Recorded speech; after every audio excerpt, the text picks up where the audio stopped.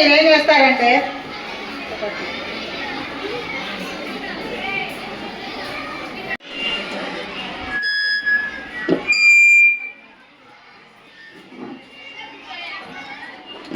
Claps కూడా వస్తాయి. Claps.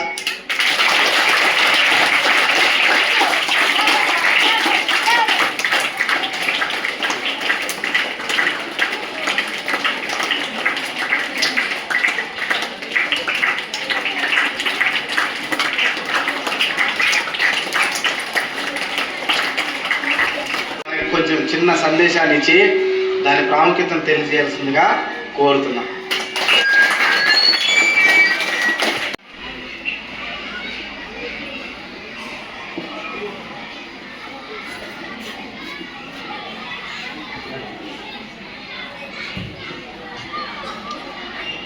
Diwas అంటే ఏంటి, ఆ పేరు ఎలా వచ్చింది? మన దేశంలో రాణి లక్ష్మీబాయి ఉండేవారు. ఆ స్త్రీ శక్తి దివాస్గా పరిగణించారు. ఈరోజు మిమ్మల్ని అందరినీ కూడా ఇక్కడ కూటమి చేయడానికి గల కారణం ఏంటంటే ఈ స్త్రీ శక్తి దివాస్ గురించి మీకు అవగాహన కల్పించడానికి. అసలు ముఖ్యంగా ఈ పుణ్యభూమి, ఈ భరత భూమి సదా ధైర్యవంతమైన వీరుల పవిత్రమైన జన్మస్థలం. ఈ ప్రియమైన మాతృదేశాన్ని రక్షించుకోవడం కోసం ఎంతో మంది యోధులు తమ ప్రాణాలను త్యాగం చేశారు. ఈ దేశ అద్భుతమైన చరిత్రలో ధైర్యం, స్వాభిమానం గల ఉజ్వల ఉదాహరణ మనం చూసుకున్నట్లయితే ఆకాశంలో ఒక పేరు సువర్ణ అక్షరాలతో శాశ్వతంగా చెక్కబడిన పేరు, ఆకాశంలో అదృష్టమైన అద్భుతమైన నక్షత్ర రాశుల మిరమిట్లు గొలుపుతూ కనబడుతుంది. ఆ పేరే రాణి లక్ష్మీబాయి. భారతదేశం సుదీర్ఘమైన స్వతంత్ర సమర యాత్రలో, తెలుసు కదా సుదీర్ఘమైన స్వతంత్ర సమర యాత్ర అంటే స్వతంత్రం కోసం పోరాటం చేసిన యుద్ధం. అది ఒక రోజు 2 రోజులతో రాలేదు కదా, కొంతకాలం జరిగింది. దాన్నే సుదీర్ఘమైన స్వతంత్ర సమర యాత్ర అని చెప్పడం జరుగుతుందన్నమాట. ఈ స్వతంత్ర సమర యాత్రలో ఎంతో మంది త్యాగ వీరులు ఈ దేశం మీద జన్మించున్నారు. వారి యొక్క శౌర్యాన్ని ప్రదర్శించున్నారు. వారితో పాటుగా కొంతమంది వీరులకే కాకుండా వీర పుత్రికలకు కూడా జన్మనిచ్చింది ఈ నేల. వారిలోనే మన రాణి లక్ష్మీబాయి గారు ఒకరు. అర్థమవుతుందా? కేవలం మగవారికే కాకుండా, కేవలం వీరులే కాకుండా కొంతమంది వీర వనితలు, అంటే ఎవరు? మహిళలు, మనమే. వీర వనితలకు కూడా జన్మనిచ్చిన నేల ఇది. దేశం, జాతి హృదయంతో మమేకమై అంటే మీరు ఇంగ్లీష్లో అయితే డెడికేషన్ అంటారు కదా, ఈ విధంగా డెడికేటెడ్గా ఉంటేనే ఆ వ్యక్తులు మాత్రమే నిజమైన స్వేచ్ఛను అనుభవించగలరు అని ఈ ప్రపంచానికి నిరూపించింది. ఎవరు? రాణి లక్ష్మీబాయి. వాస్తవంగా రాణి లక్ష్మీబాయి పేరు ఝాన్సీ లక్ష్మీబాయి కాదు. ఆమెకు ఆ పేరు ఎందుకు వచ్చింది అంటే ఝాన్సీ అనే ఒక రాజ్యం ఉండేది. ఆ రాజ్యానికి రాజు అయినటువంటి గంగాధర్ రావు గారిని వివాహం చేసుకుంది. దానివల్ల ఆమెకు ఝాన్సీ రాణి లక్ష్మీబాయిగా పేరు పొందడం జరిగిందనమాట.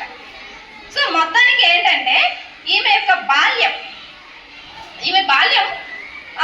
వారణాసి అనే పవిత్రమైన దేశంలో, అదే మన దేశమే అది వారణాసి కూడా, ఆ పవిత్ర స్థానంలో జన్మించడం జరిగింది. కానీ ఆమె పుట్టిన తర్వాత 4 సంవత్సరాలకే వాళ్ళ తల్లి మరణించింది. కానీ ఆమె యొక్క ఆలన పాలన పోషణ మొత్తం కూడా ఆమె తండ్రికి చేయాల్సి వచ్చింది. ఆమె ఆలనా పాలనతో పాటుగా ఆమెకు అన్ని రకాల విలువిద్యలు, గుర్రం స్వారీ, కత్తి తిప్పడము, తుపాకీ పేల్చడము, ఇలాంటి విద్యలన్నింటినీ కూడా నేర్పించడం జరిగింది. ఇప్పటికీ మనలో ఉన్నారు ఇంకా కొంతమంది పిల్లలు ఆడపిల్లలు ఆడే ఆటలు ఆడుతుంటారు. మరి కొంతమంది పిల్లలు మాత్రం సందుల్లో గొంతుల్లో గోడలు ఎక్కడాలు, చెట్లు ఎక్కడాలు, బొంగరాల ఆటాలు, గోళీల ఆటాలు ఇలాంటివన్నీ చేస్తూనే ఉంటారు కదా. సో ఆ బొంగరాల ఆటకి గోళీల ఆటకి చెందినదే ఈ లక్ష్మీబాయి కూడా. ఆడపిల్లలంతా చెక్క బొమ్మలతో ఆటలు ఆడుకుంటుంటే ఈ లక్ష్మీబాయి గారు మాత్రం ఇరుకైన సందుల్లో గుర్రపు స్వారీలు చేస్తూ ఉండేది. మగ పిల్లలతో నిర్భయంగా ఆడి ఓడించేది. సో ఈ విధంగా ఆమె చిన్నతనంలో అన్నీ కూడా ఇవే ఆటలు. చెక్కతో కత్తులు తయారు చేసేది. చిన్న వయసులోనే ఒక రాణిలాగా ఫీల్ అయిపోయి కొంతమంది దళపతిని నడిపించింది. చివరికి ఆమె ఒక రాజుని వివాహం ఆడింది. పుట్టింది మాత్రం బ్రాహ్మణ కుటుంబం, కానీ పెళ్లి చేసుకునింది క్షత్రియులు. అంటే గంగాధరరావు గారు ఒక రాజ్యాన్ని పాలించే రాజుని వివాహం చేసుకునింది. వివాహం చేసుకున్న తర్వాత 3 నెలలకు వాళ్ళకి ఒక బాబు పుట్టి చనిపోయాడు. కానీ రాజులకి రాజ్యాలు ఉంటాయి కదా, పిల్లలు లేకపోతే ఆ రాజ్యం అంతా ఏమైపోవాలి? ఎవరో ఒకరు అనామకులు ఆక్రమించేస్తారు. కానీ ఆ కాలంలో బ్రిటిష్ ప్రభుత్వం వారు మన దేశంలో ఉన్నారు. తన బాబు చనిపోవడం వల్ల తన రాజ్యం అంతా బ్రిటిష్ వారు ఆక్రమించుకునే విధంగా ప్లాన్ చేశారు. ఆ రాజ్యము బ్రిటిష్ వారికి పోకూడదని వాళ్ళు లక్ష్మీబాయి గంగాధరరావు దంపతులు ఒక బాబుని దత్తత కూడా తీసుకున్నారు. కానీ దత్తత తీసుకున్నప్పటికీ ఆ బాబుకి రాజ్య పాలన చేసే అధికారం మాత్రం ఉండదు అని చెప్పి అప్పట్లో బ్రిటిష్ ప్రభుత్వం డల్హౌసీ లాప్సే విధానాన్ని ఒకటి ప్రవేశపెట్టారు.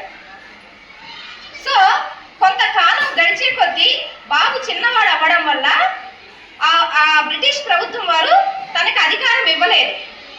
సరే, అప్పుడు గంగాధరరావు ఏం చెప్పారంటే, బాబు చిన్నవాడు కదా, కానీ మా శ్రీమతి ఉంది, ఆమె అందరి మహిళలలాగా కాదు, చాలా ప్రత్యేకమైన మహిళ, ఆమె రాజ్యాన్ని పాలించగలుగుతుంది, ఆమె బాబు పెద్దవాడయ్యే వరకు ఆమె రాజ్య పాలన చేయవలసిందిగా బ్రిటిష్ వారిని రిక్వెస్ట్ చేశాడు. కానీ దానికి వాళ్ళు ఒప్పుకోలేదు. తన రాజ్యంలోనే తనని భరణం అంటే కొంత అమౌంట్ ఇస్తాము, నెల నెల మీరు వచ్చేసి పక్కకి వెళ్ళిపోండి అని చెప్పి ఆమెను తన రాజ్యం నుంచి పక్కన వేరే ఒక బిల్డింగ్ తీసి అక్కడ ఉంచడం జరిగింది. కానీ ఆ రోజుకి ఆమెకు చేసేది ఏమీ లేక వాళ్ళ డిమాండ్స్కు ఒప్పుకొని కూడా ఆమె కొంతకాలం పక్కనే ఉండాల్సి వచ్చింది. అయినప్పటికీ కూడా బాబుకి వయసు పెరుగుతూ ఉన్న కొద్దీ గవర్నమెంట్ వారికి లెటర్స్ పంపింది తనకి రాజ్య పాలన ఇవ్వాలి అని. కానీ ఎలాంటి రెస్పాన్స్ లేదు వాళ్ళ నుంచి. మన రాజ్యంలో మనం ఉంటూ మనకి స్వతంత్రత లేకుండా పోయింది, స్వేచ్ఛ తెలుసు కదా, ఫ్రీడమ్ లేకుండా పోయింది. ఏ పని చేయాలన్నా కూడా వాళ్ళని మనం అడగాల్సి వస్తుంది. ఇది ఇలా కాదు, మనకి స్వతంత్రం కావాలి అని చెప్పి ఆ రోజు డెసిషన్ తీసుకునింది. తనకి చిన్ననాటి నుండే కొంతమంది స్నేహితులు ఉన్నారు. అదే విధంగా దేశ స్వతంత్రతని ప్రేమించే వ్యక్తులు నానా సాహెబ్, బహీర సాహెబ్, వీళ్ళు కొంతమంది మిత్రులు ఉన్నారు. ఆమెను వాళ్ళు రహస్యంగా కలుస్తూ ఉండేవాళ్ళు. ఈ ఝాన్సీ లక్ష్మీబాయి చాలా తెలియగల అమ్మాయి, చాలా మంచి ప్లాన్స్ కూడా వేస్తుంది. ఇక స్వాతంత్ర సమరం అనేది అక్కడి నుండే స్టార్ట్ అయింది. ఆమె స్వాతంత్రం తీసుకురావడం కోసం ఎందుకు యుద్ధాలు చేయాలన్న ఆలోచన అక్కడి నుంచి ఆమెకి మొదలైంది.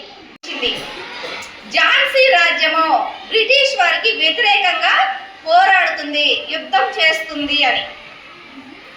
అంతకంటే ముందుగా 1857 సిపాయిల తిరుగుబాటు చెలరేగింది.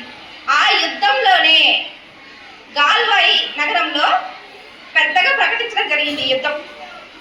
ఆ యుద్ధంలో ఆంగ్లేయులకు మనకు మధ్య యుద్ధం జరుగుతున్న సమయంలో ఒక ఆంగ్లేయుడు అనేవాడు ఆమె మీద అటాక్ చేయడంతో ఆమెకు కొంచెం మరణం సంభవించింది. కానీ ఆమె చివరిగా ఏం చేసిందో తెలుసా? నా మరణ సమయంలో కూడా నా మృత శరీరాన్ని ఆంగ్లేయుడు తాకకూడదు అని చెప్పి ఆమె ఒక ఆశ్రమం లాంటిది ఉంది, ఆశ్రమానికి వెళ్ళి సజీవంగా దహనం చేసేసుకుంది. ఆమె వీర మరణం పొందింది.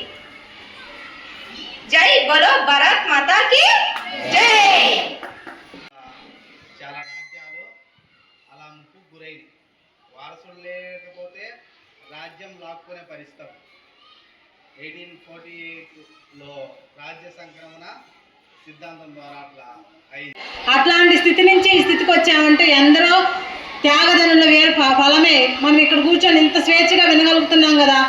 ఇవన్నీ మనం సంపాదించుకున్నావా? అనేక మంది తమ ప్రాణాలను సైతం తృణప్రాయంగా వదిలేశారు. నేను నా దేశం కోసం నేను ఎందుకు పోరాడాలి అని అనుకోలే ఎవరు. నేను నా దేశం కోసం, నా దేశాన్ని ఎలా అయినా బ్రిటిష్ వారి నుంచి నేను తీసుకోవాలి. వాళ్ళెవరు మన దేశాన్ని పరిపాలించడానికి, మన దేశంలో వాళ్ళు ఉండాల్సిన అవసరం ఏంటి? ఏదో చిన్న వ్యాపారం చేసుకుంటామని వచ్చి వ్యాపార నిమిత్తం వచ్చిన వాళ్ళు అలాగే భారతదేశం సుమారు 200 సంవత్సరాలు పైగా పరిపాలించారు. అటువంటి దుస్థితి మనకి ఇప్పుడు లేదు. అవునా కదా? ఉందా? మన ఇష్టాచరణ మనం ఉండగలుగుతున్నాం కదా, స్వేచ్ఛగా తిరగలుగుతున్నాం అంటే అటువంటి స్వేచ్ఛావాయులు మనం గుర్తుపెట్టుకోవాల్సిన అవసరం మనందరికీ ఉంది. దాంట్లో ఝాన్సీ లక్ష్మీబాయి ఇంకా గొప్పది. ఎందుకని అంటే ఆమె తనకి 22 సంవత్సరాలే, తను చనిపోయే నాటికి 22 సంవత్సరాల వయసులో 200 మంది మహిళల్ని యుద్ధ భూమిలోకి యుద్ధ విద్యల్ని, గుర్రస్వారీ, యుద్ధ విలువిద్య ఇవన్నీ నేర్పించింది అంటే తను ఎంత పట్టుదలతో ఉందనుకోవచ్చు. అవునా కదా?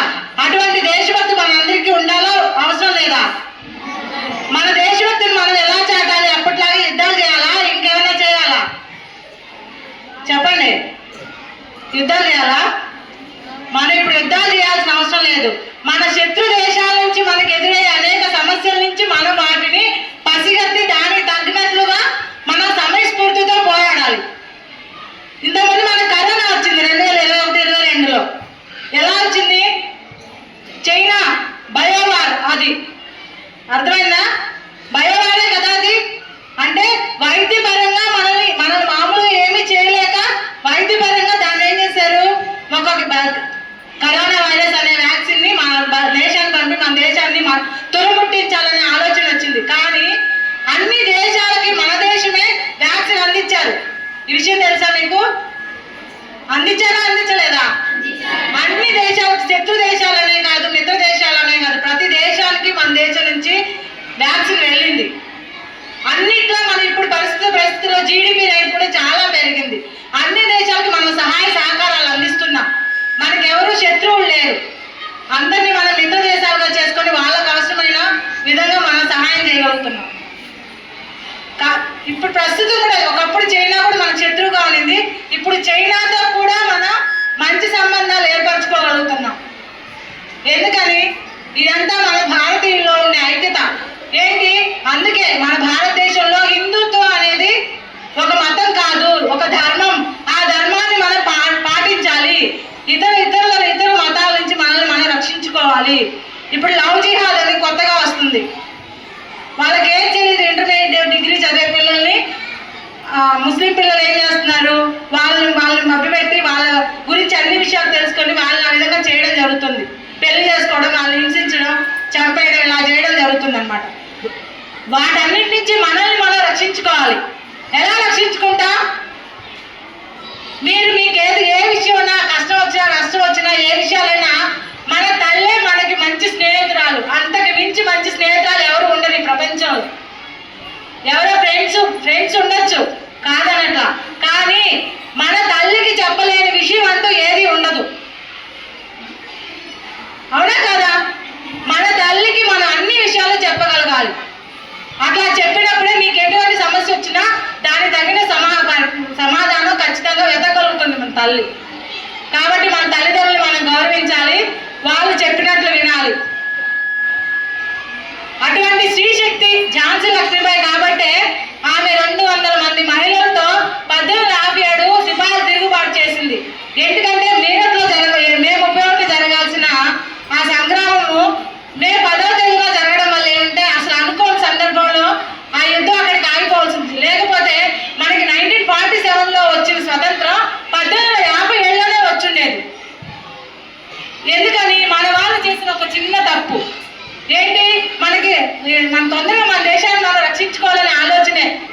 పొరపాటే అది. ఏంటంటే అందరూ కలిసి ఒకేసారి ముట్టడిస్తే బాగుండేది, కానీ తొందరగా వెంటనే వాళ్ళు ఏ ఆలోచన లేకుండా వెంటనే పోరాటం చేయడం వల్ల ఏమవుతుందంటే బ్రిటిష్ వాళ్ళు అణగదొక్కేశారు. కాబట్టి మనకి తర్వాత మళ్ళీ 190 సంవత్సరాల పైనే స్వతంత్రం తర్వాత వచ్చింది. కాబట్టి ఆ స్వతంత్రాన్ని మనం నిలబెట్టుకోవాలి. ఆ స్వతంత్రాన్ని మనం ఆల్రెడీ ఇంతకుముందు మన స్వతంత్రం పోగొట్టుకోలేదే. భారతదేశం ఎప్పుడు స్వతంత్రాన్ని పోగొట్టుకోలేదు. వ్యాపారం కోసం వచ్చి దానివల్ల వాళ్ళు అక్కడ స్థిరపడ్డారు తప్ప మన రాజ్యాల్లో మన దేశంలో అనైక్యత కారణంగానే అన్ని దేశాల రాజులు పరిపాలించే రాజుల మధ్య అనైక్యత కారణంగానే ఏం జరిగింది, బ్రిటిష్ వాళ్ళ చేతిలోకి మన దేశం వెళ్ళాల్సి వచ్చింది. లేకపోతే ఆ స్థితి మనకి రాదు. కాబట్టి అటువంటి ఝాన్సీ లక్ష్మీబాయి గురించి మనం చెప్పుకోవడం నిజం మన అదృష్టం. అంతేకాకుండా అటువంటి సైన్యాన్ని ఆమె భరణం ఇచ్చిన ఇంట్లో ఉండి ఖాళీగా ఉండలా. ఈ యుద్ధ విద్యలందరినీ 200 మంది మహిళలు తయారు చేసి వాళ్ళ యుద్ధానికి ప్రోత్సహించిందంటే ఎంత గొప్ప విషయం. అంతేకాకుండా ఆమెకు ఒక ప్రియ నేస్తం ఉంది, జల్కరీబాయి ఏంటంటే తను యుద్ధభూమిలో తన కాళ్ళు ఝాన్సీ లక్ష్మీబాయి యొక్క చేతులు కాళ్ళు మొత్తం నరికేశారు. ఎలా ఉందంటే ఆమె యుద్ధభూమిలోకి వస్తుంది, బ్రిటిష్ వాళ్ళకి ఎలా ఉందంటే ఒక చక్క బిడ్డ చూడు ఒక వంక కడ్డమాడు హాయమన వచ్చే ఝాన్సీ రాడు అంటూ ఝాన్సీ యుద్ధంలో పోరాడింది. ఒక చేతులు పోయినాయి, కాళ్ళు పోయినాయి, ఏం పోయినా దేనికి లెక్క పెట్టకుండా యుద్ధం చేసింది. చివరి స్థితిలో తను అక్కడి నుంచి వెళ్తూ జల్కరీబాయిని నేను నా యొక్క శరీరం అలా దొరకకూడదు కాబట్టి నువ్వు ఝాన్సీ లక్ష్మీబాయి లాగా వేషం వేసుకొని నువ్వు వాళ్ళ యుద్ధభూమిలోకి వెళ్ళు అని చెప్పి అక్కడి నుంచి రామ్దేవ్ బాబా ఆశ్రమానికి వెళ్ళి అక్కడ తన యొక్క తుది శ్వాస విడిచింది. అంటే అంతమంది గొప్ప మాతృమూర్తి ఝాన్సీ లక్ష్మీబాయి. ఎలా ఆ 7 సంవత్సరాల పసిపిల్లాన్ని తను వీపు కట్టుకొని యుద్ధం చేయడం అంటే ఎంత కష్టం. తను యుద్ధం చేసే కత్తి 24 కేజీల బరువు ఉంటుంది.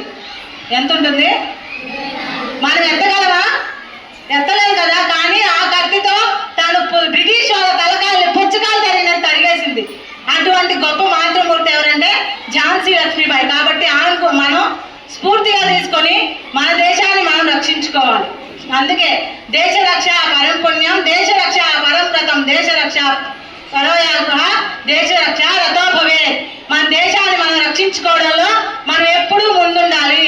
అంతేకాకుండా మన దేశాన్ని రక్షించుకోవడం కోసం ఈ యాగాలు ఇవన్నీ చేసినంత పుణ్యం దేశభక్తి కలిగి ఉండడం వల్ల మనకు వస్తుంది. మనం ఎన్ని యాగాలు చేసినా మీకు తెలుగులో పద్యం ఉంది, గుర్తుందా? చెప్పండి ఎవరైనా. ఎలాంటి వాడు 100 యాగాలు చేసిన పద్యం చదివారా?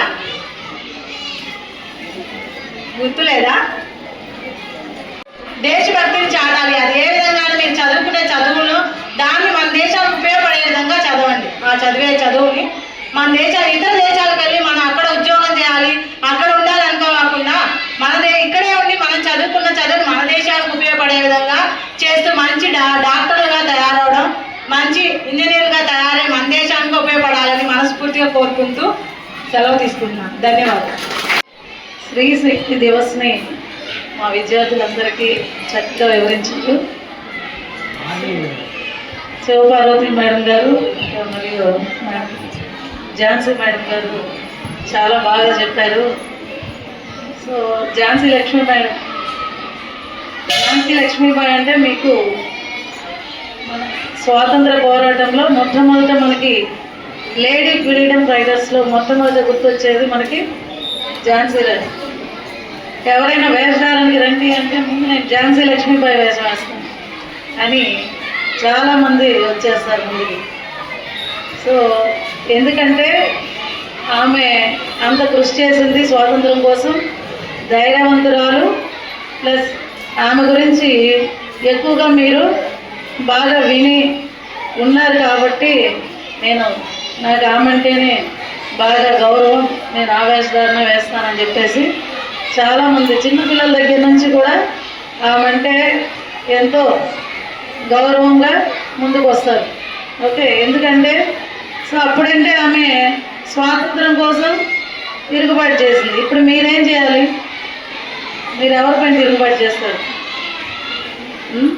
అన్ని విషయాల్లో ఆమెంత ధైర్యం మీరు కూడా ఇన్స్పిరేషన్గా తీసుకొని ప్రతి విషయంలో చదువులో కానీ ఇప్పుడు ఏదైనా సమస్య వచ్చినా ఎదుర్కోవడంలో కానీ ఆమె ఎంతో ధైర్యంగా ఉంది కదా. సో అదే ధైర్యాన్ని మీరు కూడా పాటించి భవిష్యత్తులో మంచి ముందడుగు వేయాలని కోరుకుంటూ సెలవు తీసుకుంటాను. అవగాహన కల్పించినందుకు మేడం గారులందరికీ మరొకసారి మా స్కూల్ తరఫున ధన్యవాదాలు తెలుపుకుంటూ